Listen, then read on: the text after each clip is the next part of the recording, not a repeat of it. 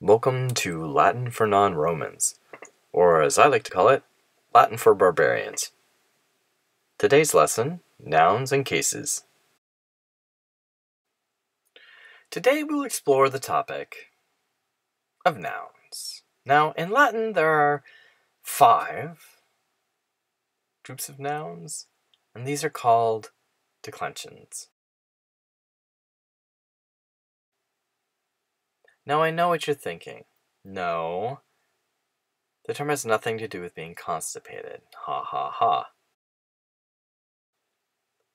Remember, we said Latin is an inflected language. That means we look at the endings of words to get vital clues about their purpose in a sentence. So declensions are merely groups based on how these nouns end. And here they are. Here's some brief examples of nouns and their declensions. Stella, stellae, star. Hortus, horti, garden. Rex, oregus, king. Manus, manus, hand. And arrays, array, thing.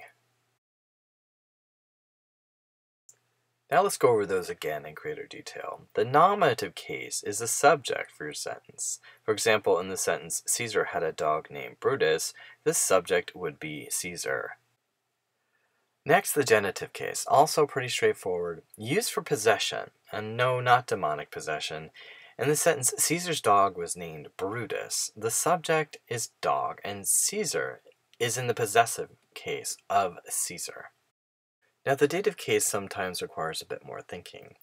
It's the indirect object of a sentence. It's the indirect object of a sentence. For example, Caesar gives the ball to the dog. In the sentence, Caesar is the subject, ball is the direct object, and to the dog is the indirect object. Next is the accusative, the direct object, and it receives the object of a verb. Take the sentence, Caesar gives the ball to the dog. The ball would take the accusative case.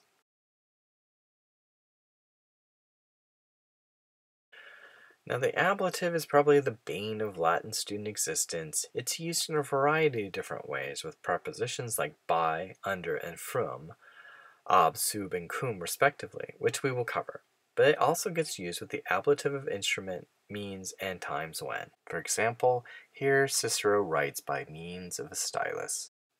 Next, the vocative is used to express the noun of direct address, that is, a person or a god.